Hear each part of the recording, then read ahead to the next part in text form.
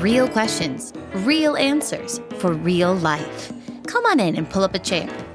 You're at 1850 Main Street with Michael DelGiorno and David Zanotti. Is a Trump dictatorship becoming inevitable? The Washington Post seems to think so.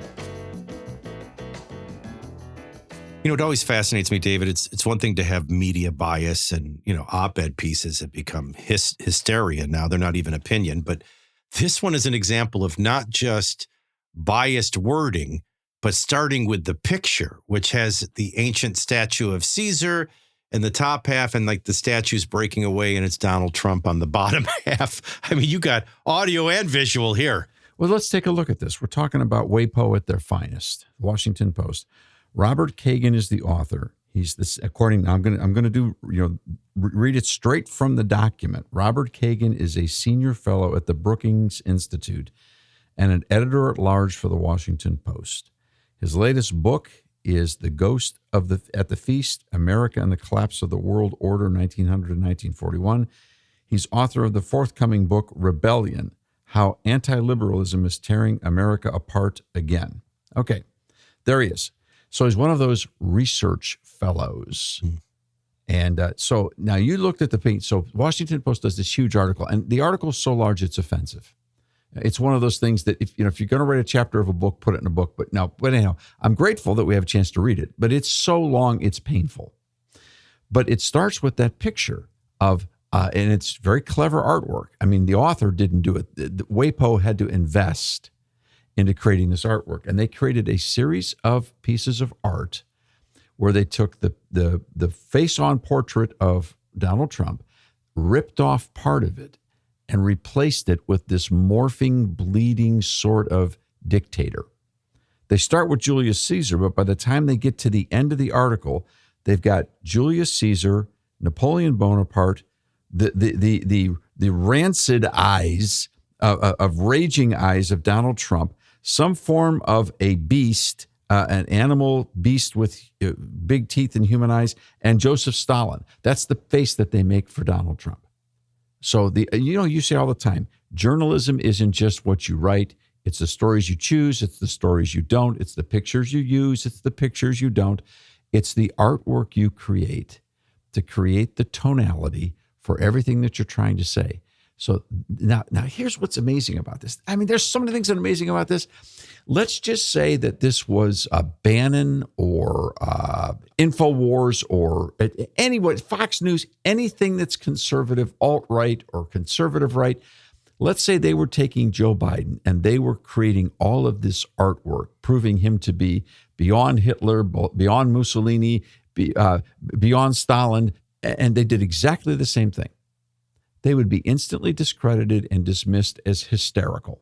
Well, I remember I was in high school. You were probably a little bit older, not a lot, but a little bit older. I remember all the talk that Jimmy Carter was the Antichrist. Maybe one of the more godly presidents we've had in 100 years. Terrible president, don't get me wrong, policy-wise, but one of the more proven godly presidents we ever had. When I was growing up as a teenager, everybody said if you lifted his hair, you'd see 666. He has the mark of the beast. And now, it fell on very... Okay, now, look, you were in high school with some weird people. No, it was true. But it was so few ears and so ridiculous. This kind of hysteria has many ears, and they're taking it very seriously, and they're taking their cues from it. That's what makes this different. It's easy for all of us to look at this and go, wow, you got the visuals, you got the writing. What I ultimately got fearful of is this is just the kind of what they were writing right before they came up with their big plan for the shadow campaign to save the democracy. That's kind of what I want to kick around with you. Would they go to that toss sweep again? There you go. Let's repeat. Can I read just a little bit of it though? Yeah. Okay. Sure. So let's stop the wishful thinking and let's face the stark reality. Now think of how hysterical the pictures are. You're reading the opening lines. This is the opening lines of this piece. Never mind, like we call it, they make a boogeyman out of them or Satan out of them. Yeah. I mean, this is all right. Now they see Godzilla's about ready to win the election. Let's stop the wishful thinking and let's face the stark reality. There's a clear path to dictatorship in the United States. Now, notice, if the Democrat candidate wins, democracy wins. If anybody but the Democrat wins, It's a dictatorship. It's dictatorship and or democracy has fallen. Yes. All right, so never mind that. But can we stop for just a second? Yeah, because there's half of America buying this hysteria. That makes me wretched. I mean, literally, I feel like I got to throw up. Just right at the table. Just it. That is so. Don't. I'm enjoying my coffee. It's so insane. It's the first cup I've gotten to enjoy. And we're not talking about just the hypocrisy of it. We're talking about the mental stupidity of it. And it leads to something else that I hate to have to admit out loud, because people have been saying this for years and I've resisted it. When you see radical leftists attacking people that they view on the right, in most instances, they're attacking them for exactly the things that the people on the left are doing. Always, yeah. That's new tolerance. Even as they're speaking it. But that's new tolerance at its best, isn't it? So please, continue. So remember, the whole new tolerance movement is based on, well, now that we're all moral relativistic, who makes the rules? And so you have to be tolerant. That's the one golden rule. Okay, so you have to be tolerant too, right? No, they can be hysterical. Yeah, so you have to shut up. You can't say that it's wrong to be transgendered or wrong to believe in life or abortion, but then they can say it's wrong for you to have an opinion on life or have an opinion on marriage between a man and a woman. It doesn't work. It's not a two-way street. We all know that. So reading on, now watch this. There's a clear path to dictatorship in the United States, and in 13 weeks, Donald Trump. It's getting shorter every day. Well, this much he agrees with you. In 13 weeks, it could all be over. Donald Trump will have locked up the Republican nomination. And the Real Clear Politics poll average, yawn. He right now is Trump leads his nearest competitor by 47 points and leads the rest of the field combined by 27 points. The idea that he is unelectable in general is nonsense. He is tied or ahead of President Biden in latest polls. Now, I want to stop here if I get a chance to call timeout. This is the exact type of believed, ignored bias, believed hysteria that led to many powerful people, led by one main one, to gather together and create a shadow campaign to save the democracy that they brag about in Time Magazine, February 14th of 2020. And how they, quote unquote, not stole the election, though that's what they're describing, not stole the election, but saved democracy. Is this the pitch that we need to do it again? Here we go. Now, a whole lot of people may or may not find this article, may or may not comment on it, but there are key bellwether moments. There are key indicators. And right about this time, going into the 2020 election, papers were being written. I have a copy of one of the papers from scholastic people, intellectuals, lawyers, law firms. People were writing, and I've got one in particular, and I know the author, talking about if the election is close, Donald Trump will try to steal the election. If it's really close, Trump's forces will try to stay in power, try to make sure that they keep the election. And then what was developed from that is what is likely to happen if that happens and why we can't let that happen. Now, this was a scholarly piece, so they didn't get it the whole way to the ground. When you take that scholarly piece and you match it up against the shadow campaign, what you discover is the entire Podesta Soros machine was paying backroom groups of people through unions and other places. They were putting together a team that was basically going to create such a in the streets, protest movement, marching in the streets, rioting, all that sort of stuff. Everything that they claimed was insurrection, January 6th, they had mapped out on what they were going to do in Washington, D.C. to make certain that Donald Trump couldn't hold on to power. So they were anticipating if it was as close as what happened during George W. Bush's first election against Gore, here's how we're going to respond. And it was nothing but massive counter-revolution in the streets. In the shadow campaign to save the democracy, they talk about how we had to get communication out to stand down. Yes, because they were there. They were ready to go. They were ready to go into March in Washington, D.C. And then when they didn't have to do an insurrection, then Trump and his overzealous followers and a few bad elements, which Nancy Pelosi had months' notice on and did nothing. And it was her responsibility. The Sergeant of Arms reports to her. Secret Service knew about it. That's why the president's comments were very irresponsible, knowing what they knew. And then what do? They walk right into the trap and create an insurrection of their own. Had Donald Trump won that election, the great insurrection would have been from the left. Now, here we are so tight. So yes, I believe the article that we're looking at right now is one of those platform articles upon which you can build. But this time, it's not protest in the streets. This time, as you read through this article, what they're basically saying is if the dictator wins, then we're going to have to go state by state by state to nullify the power of the presidency. They're now talking like the South in the Civil War.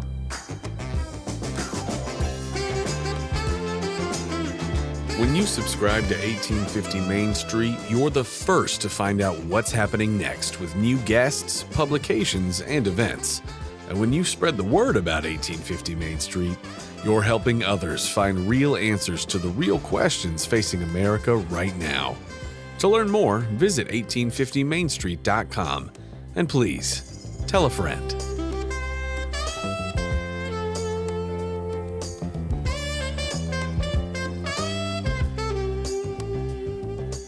David, why did we choose the name 1850 Main Street? We chose the name 1850 Main Street because you and I had a conversation. We've had some really interesting conversations on the golf course. We're having this big conversation about all kinds of policy stuff. He does that to distract me so he can win. And I say to you, okay, Michael, let's think this through from a different way. The year is 1850. You have 10 years to avert a civil war. You have 10 years to solve the problem of slavery, but you can't use armed conflict as the answer. How do you fix the problem of slavery? 1850, you have 10 years, go. And of course, the problem was it is 2023, and I can lay out all the parameters, all the proclivities, all the difficulties, all the challenges, but I can't solve it either, is the way the exercise ended for me.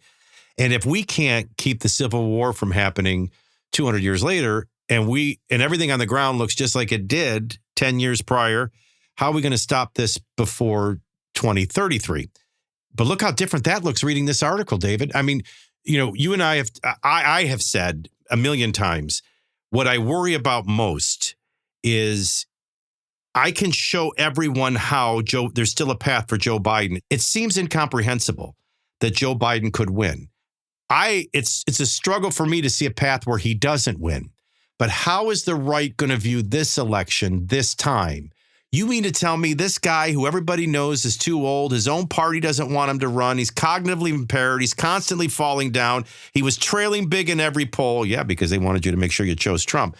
And then he goes on to win, and then you get an even greater insurrection, maybe a real insurrection if everybody gins that up. Meantime, if it goes the other way and Trump wins, they plan a state-by-state insurrection. Yep. I mean, we are feeling more like 1850 than we did on that day on the golf course. Yep, it's remarkable. This article is very well written. It is very transparent. It is very important that people understand, given the history of what we saw the radical left do in 2020, they are in exactly walking through the same time frames to prepare themselves that if they lose, they will have mobilized a massive national insurrection to make certain that whoever the Republican is that wins is unable to utilize the executive branch of government. They have decided that the federal government belongs to them, to the leftists. No one else is qualified to hold a seat. No one else who would vote for anyone other than them is worthy of representation or legal protection. Well, they even believe they can speak for the establishment Republican Party, who they know wants Trump to lose just as bad as they do, because the establishment knows he's just as crazy as they know he's crazy. In fact, that's why the Koch brothers have been dumping billions into Nikki Haley. In other words, they're going to try to convince the readers by the end of this, the left and the right are united. Only Donald Trump and his followers are evil, dictating insurrectionists. How about this? Trump also enjoys another advantage. The national mood less than a year before the election is one of bipartisan disgust with the political system in general. Rarely in American history has democracy's inherent messiness been more striking.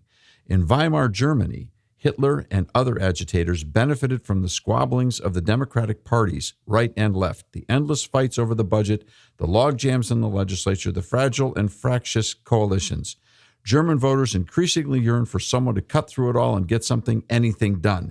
It didn't matter who was behind the political paralysis, either when it came to the intransigence, it came from the right or the left. Oh, okay, now he's gone from being Caesar to Hitler. And we're all the ones that and we are clearly the guilty Germans who, if we should vote for him. With artwork.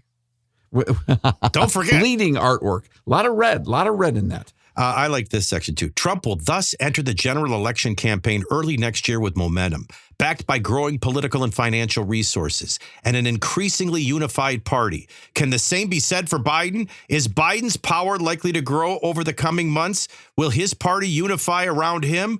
Or will alarm and doubt among Democrats already high continue to increase? At this point, the president is struggling with double-digit deficits among Black American voters, young voters. Jill Stein, Robert Kennedy Jr. have already launched. Now, it was at that point I was thinking, okay, this is the length of a manifesto. It is the artwork and writings of a manifesto or the call for a manifesto. Mm-hmm. So the most alarming thing when I hit click and it shrunk, is this a call for another shadow campaign to save democracy, or is this a call to get rid of Joe Biden? There were portions that kind of, the one I just read for the example's sake, where it looks like get rid of Biden and we're going to get a dictator. But when you read this from start to finish, which most people won't, right? We acknowledge. But if you do, because it's extraordinarily long, if you printed it, I don't even know how many pages it would be. It sure feels like the first to me, like the beginnings of a manifesto for a shadow campaign again. Yeah, I'm with you all the way. I mean, if Trump does win, the article says. So something's coming. COVID's coming. Voting by mail is coming. Some kind of a crisis is coming. Something's coming. They'll do whatever they have to do to seize control. And look at this. Here's just this one sentence from this article. If Trump does win the election, he will immediately become the most powerful person ever to hold that office. What? What are you talking about? Just make it up. It doesn't matter. Well, no, who was your guy at Stanford? He was saying that. They're just narratives. They don't have to be true. They can even be proven wrong later, and they just serve their purpose. Victor Davis Hanson was saying that. Yeah. Just say whatever you have to say to get what you want to get. And so here it is. So, yes, I think you quickly discerned what's behind all of this. The machinations are coming together so that if, this guy speaks of it as if it is an absolute certainty. I don't know where he's getting his information from. I don't think anybody can honestly predict right now who the two nominees will be. I can make a case. Or that they'll even be these two. I can make a case that it could be these two, but with absolute certainty, that would be foolishness. But then to actually presume. And then have it go from Caesar to Nazi Germany and Hitler. Right. And Hitler's minions. To a beast, to little animalistic beasts. Now, this is what we're into. So, okay, they are preparing. And what's interesting, again, is one of the things that you see on the left is it doesn't matter what page they need to turn to in either state or federal law. If they need to challenge in the courts, they will. If they need the support of the courts, they'll back the courts. If they need legislation, they'll go for legislation. If someone passes something they don't like, they'll sue to stop the legislation. They'll do anything, play any side, take any branch, take any moment. And if this terrible dictator's elected, they will literally work toward massive nullification and potential insurrection in the levels of the states, because the bottom line is they will not listen to anyone but their own counsel. There is no one else that's right but them. I just want to make sure I'm understanding you correct. All right, so if this is the preamble for another shadow campaign to save democracy, what was the original shadow campaign to save democracy? Weaponize COVID, shut down businesses, shut down schools, change election laws at the state level unconstitutionally without going through the Congresses and the state legislatures so that they could weaponize ballot harvesting and so on. And invest hundreds of millions of dollars in ballot harvesting and all of that. Yes, and don't let me forget this little block and tackling X's and O's, and use the narrative control of the media as well as the technocrats that control social media to steer America's narratives and silence any dissent. That was also key in that February 15th piece in Time magazine.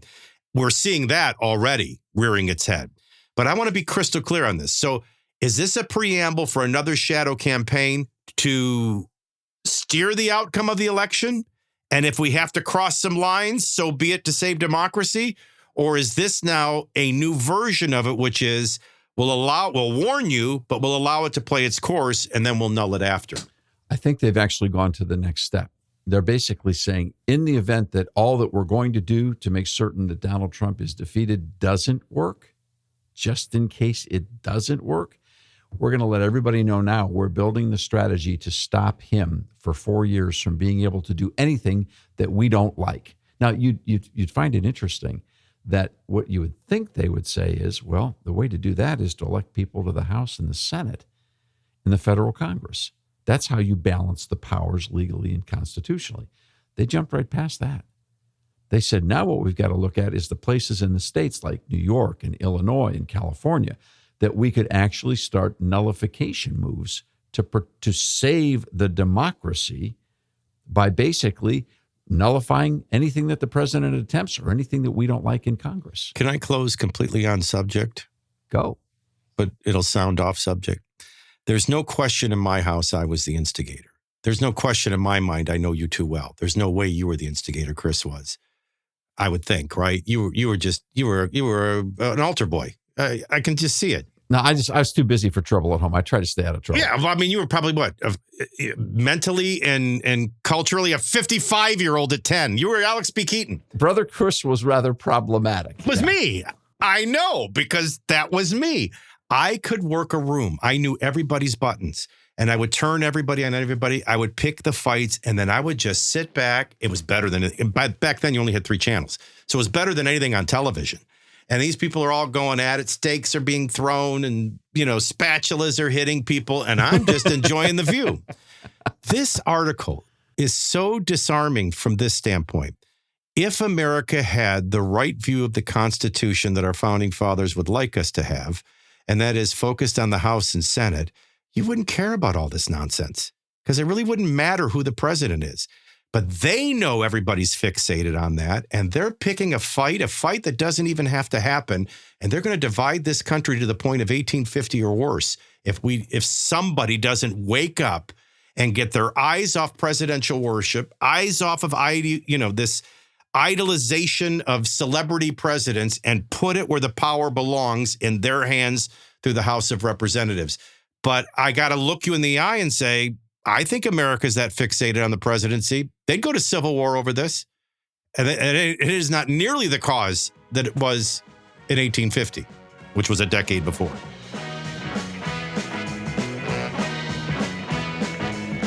The conversations are just getting started. To get connected, check out 1850mainstreet.com. We don't data mine anyone or sell your information. Subscribe today so you don't miss a single conversation. We'll see you next time here at 1850 Main Street.